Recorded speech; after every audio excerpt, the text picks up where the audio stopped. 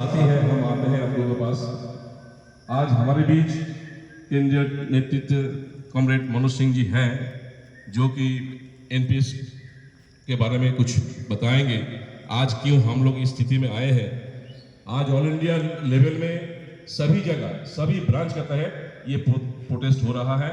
इसीलिए सिक लाइन में करने का मतलब ये है, सिक लाइन हम लोग सब एक साथ में रह सकें, ताकि ओपन लाइन में कुछ प्रॉब्लम है, पॉकेट है, इसीलिए ज्यादा आदमी एक साथ नहीं हो पा रहे हैं। इसीलिए सिक लाइन को हम लोग टारगेट करते हैं, जो यहाँ सब एक साथ में रहते हैं। कम से कम जिंदाबाद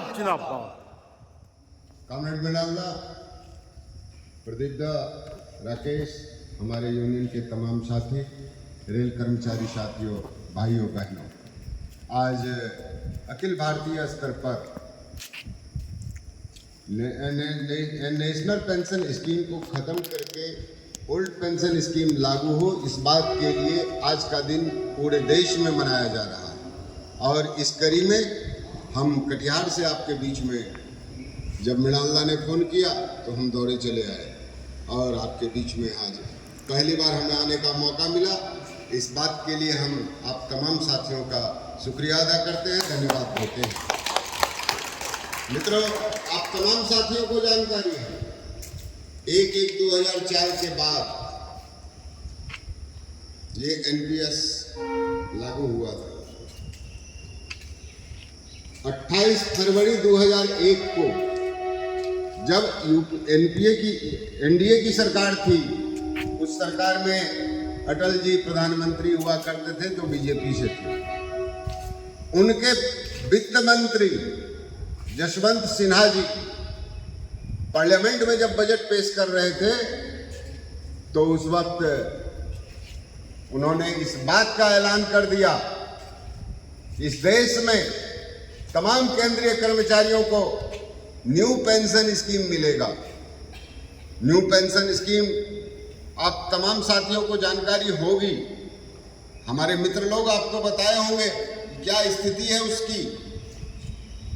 जब 1/1/2001 को वो पार्लियामेंट में प्लेस हो गया, वो इम्प्लीमेंट हो गया, पास नहीं हुआ पार्लियामेंट में, बिल नहीं बना, उसको ऑर्डिनेंस के जरिए उन्होंने चलाने का काम किया।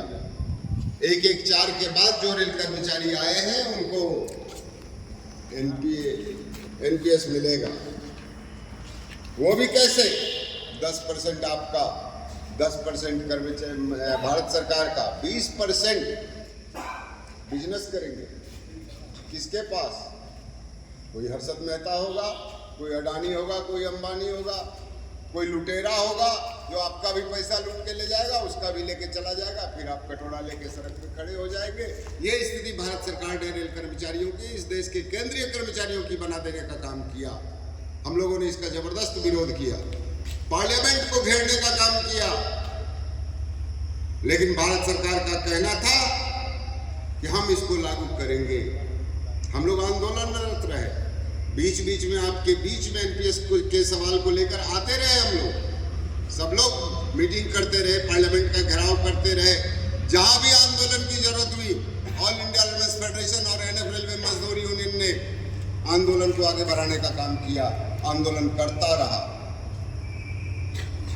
2008 तक, 2004 से जिसका पैसा कटा 2008 तक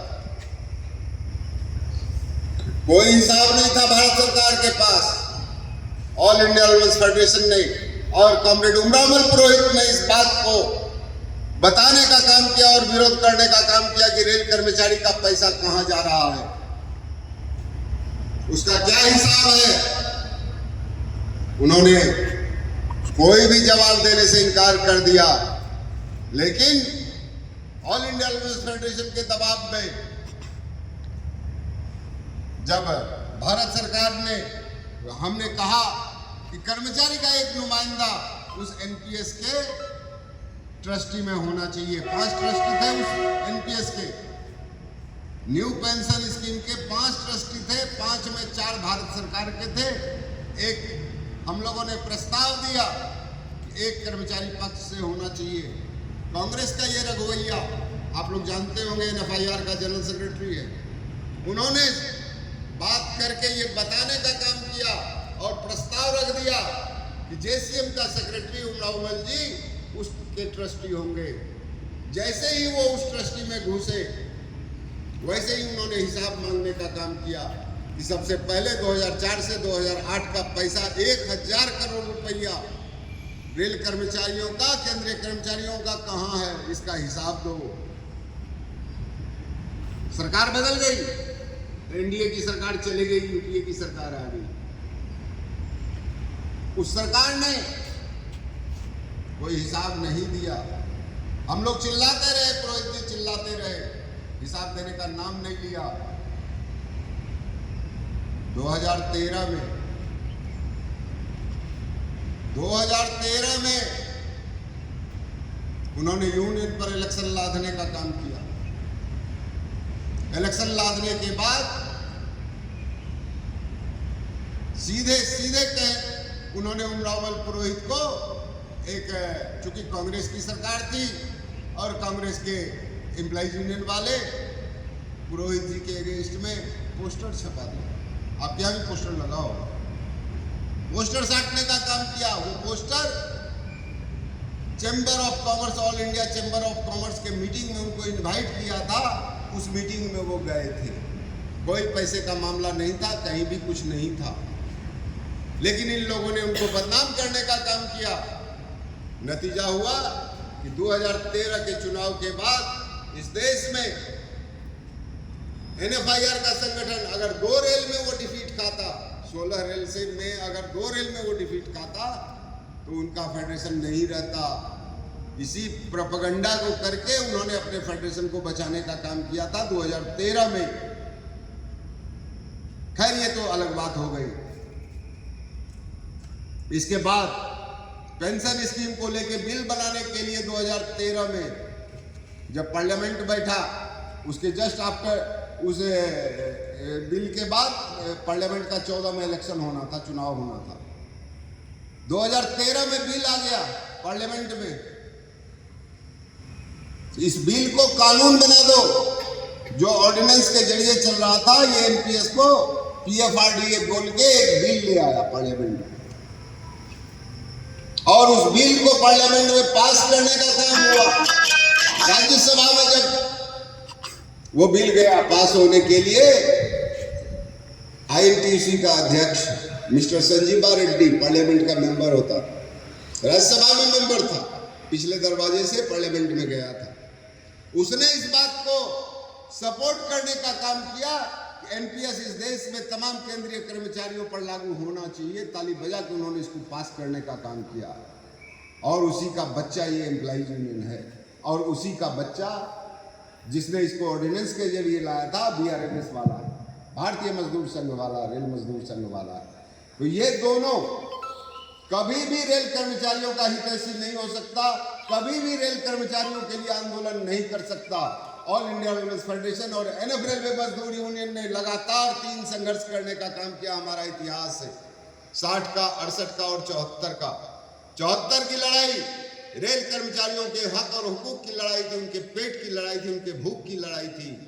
और आज की लड़ाई पेंशन की लड़ाई है, बुढ़ापे की लड़ाई है। और इस बात को लेकर हम पूरे देश में आंदोलन छेड़ने जा रहे हैं और छेड़ रहे हैं, लगातार करते आ रहे हैं, ताकि रेल कर्मचारियों को उसका जो ओल्ड पेंशन स्कीम है वो मिलना चाहिए।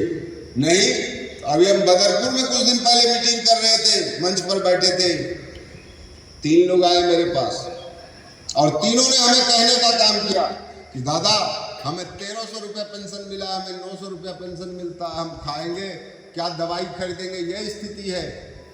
तो ऐसी स्थिति का विरोध हम लोग जम के कर रहे हैं, और आज चेतावनी दिवस के रूप में मना रहे हैं पूरे देश में कि भारत सरकार अगर ओल्ड पेंशन स्कीम लागू नहीं किया, इस बात के लिए बहुत बड़ा संघर्ष छेड़ने वाला है। इस बात को उन्हें जान लेने का काम करना चाहिए।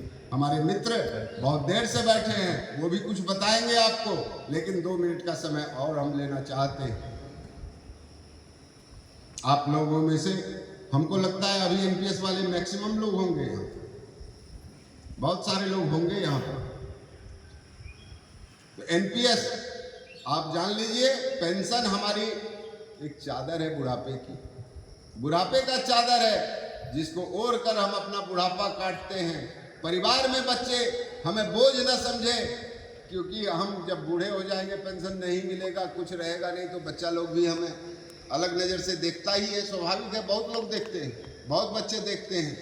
तो ये कम से कम हमें हमारी सेवा करे, उस पैसे के लालच में ही करे, लेकिन हमारी सेवा करे, हमारा जिंदगी तो बुढ़ापा सही ढंग से कट जाए, इस बात की लड़ाई हम लोग लड़ रहे हैं। और इस बात की भी लड़ाई है कि ये पेंशन स्कीम अगर आप पर चलता रहा, आगे बढ़ता रहा, तो जो रिटायर्ड एम्प्लॉई हैं वो भी बचने वाले नहीं हैं, उनका भी पेंशन बंद होने वाला है। तो इसलिए तमाम लोग, रिटायर्ड पेंशनर एसोसिएशन भी हमारे साथ लड़ने को तैयार हैं, वो भी खड़े हैं। हम भारत सरकार से आर पार की लड़ाई लड़ने वाले हैं, आर पार की लड़ाई लड़ने वाले हैं, लड़ेंगे। और आप लोगों को भी जिस तरह 74 की लड़ाई हुई थी, उसी तरह आपको लड़ने के लिए आगे आना होगा। इसलिए अंत में ये कहते हुए कि रख हौसला वो मंजर भी आएगा, अगर आपकी ताकत रही, आपकी मजबूती रही, तो रख हौसला वो मंजर भी आएगा, प्यासे के पास चलकर समंदर भी आएगा, थक कर ना बैठे मंजिल के मुसाफिर, मंजिल भी मिलेगी और मिलने का मजा भी आएगा। इन्हीं शब्दों के साथ बहुत बहुत धन्यवाद, बहुत बहुत शुक्रिया। बहुत बहुत धन्यवाद मनोज दा। आप सभी सुने हैं कैसे एनपीएस लागू किया सरकार ने और हम लोग कैसे लड़ाई कर रहे हैं। आप सभी से अनुरोध है, जब जब आप सब साथी हम लोग के साथ दिए हैं, अगले दिन जो संघर्ष के लिए हम लोग जा रहे हैं, उसमें भी शायद आप लोग से हम आशा करते हैं आप लोग भी हम लोगों को साथ देंगे, ताकि ये लड़ाई सिर्फ मजदूर यूनियन का नहीं है, ये लड़ाई आप सभी का है। एनपीएस से ओपीएस लाने के लिए, ओपीएस जो सिक्योरिटी है बुढ़ापे के लिए, उसके लिए लड़ाई संघर्ष आप लोगों के साथ चाहिए। इस वादे के तहत हम आज का जो मीटिंग समाप्त करते हैं। सबको धन्यवाद देते हुए एनबीक्यू बीजी बेंच की ओर से दोबारा आप सभी को बहुत बहुत बधाई। आप लोग काम में भी जाएंगे, आधा घंटा समय आप लोग को लिए है, इसीलिए क्षमा प्रार्थी है, आप लोग काम करिए, लेकिन जब जब जरूरत पड़े आप लोग हमारे साथ दें, यही आशा करके हम अपनी वक्त को समाप्त करते हैं।